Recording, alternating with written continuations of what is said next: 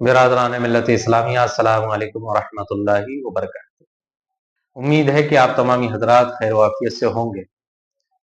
میں ایک تقریر لے کر حاضر ہوا ہوں جو حضرت علامہ مفتی شمشاد احمد مصباحی صاحب کی ہے۔ آئیے حضرت کی تقریر سنتے ہیں۔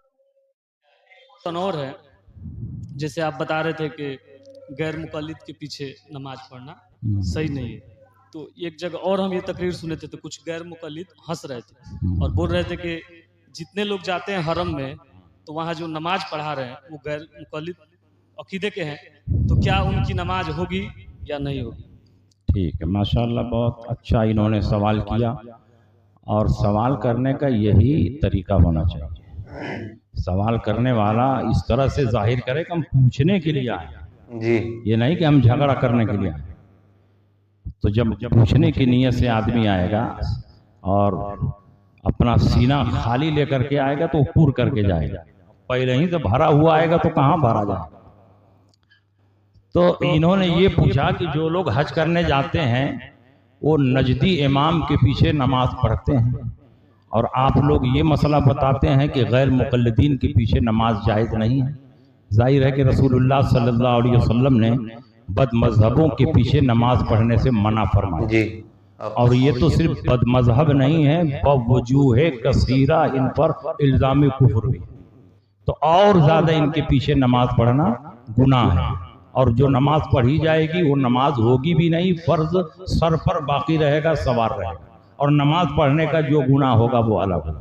تو میں یہ بتانا چاہتا ہوں کہ کچھ جاہل اور ان پڑھ اور مسئلہ نہ جاننے والے لوگوں کے ان کے پیچھے نماز پڑھ لینے سے یہ نہیں سمجھنا چاہیے کہ سارے سنی علماء اور عوام سب ان کے پیچھے نماز پڑھتے ہیں۔ ہم لوگ بھی حج میں جاتے ہیں، عمرہ میں جاتے ہیں، ہمارے ہزاروں لاکھوں سنی صحیح العقیدہ مسلمان حج اور عمرہ میں جاتے ہیں، لیکن نجدی امام کے پیچھے نماز نہیں پڑھتے، بلکہ وہ الگ ان کی نماز کے بعد الگ جماعت قائم کرتے ہیں اور الگ نماز پڑھتے ہیں، اور اسی حرم میں الگ جماعت قائم کر کے نماز پڑھتے ہیں، اس لیے حرم کا جو ثواب ہے وہ بھی حاصل کرتے ہیں۔ سبحان اللہ، سبحان۔ تو نجدی امام کے پیچھے نماز پڑھیں گے تو نماز ہوگی ہی نہیں اور گناہ ہوگا۔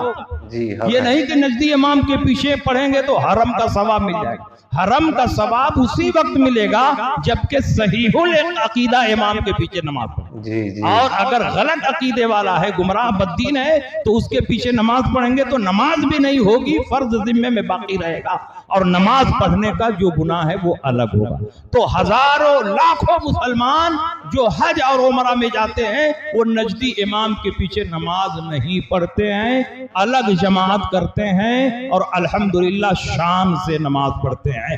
آپ بھی جب جائیے حج اور عمرہ میں تو اس بات کو اپنے دل میں بیٹھا کر لے جائیے کہ ہم نجدی امام کے پیچھے ایک وقت کی بھی نماز نہیں پڑھیں گے، الگ جماعت کریں گے اور الگ نماز پڑھیں گے۔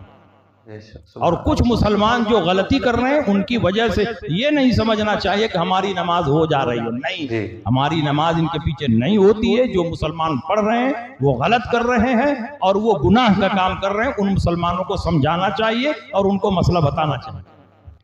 بے شک، جیسا کہ ہم نے حضرت کی تقریر میں سن لیا، حضرت نے کیا مسئلہ بتایا۔ بے شک در حقیقت یہ مسئلہ اسی طریقے سے ہے کہ حضور پاک صلی اللہ تعالی علیہ وسلم نے بد مذہبوں کے پیچھے نماز پڑھنے سے منع فرمایا، اور الحمدللہ ہمارے سنی علماء جب حج کے لیے، عمرہ کے لیے جاتے ہیں تو باقاعدہ وہ لوگ اپنی الگ جماعت کرتے ہیں۔ سبحان اللہ، یعنی ان کے پیچھے نماز نہیں ہے، حضرت نے فرمایا نماز نہیں ہے، پھر اگر نماز پڑھ لی نماز بھی نہیں ہوگی بلکہ اور گناہ ہے، یعنی نماز بھی نہیں ہوگی، جو فرض تم نے پڑھا ہے وہ تمہارے ذمے ہے۔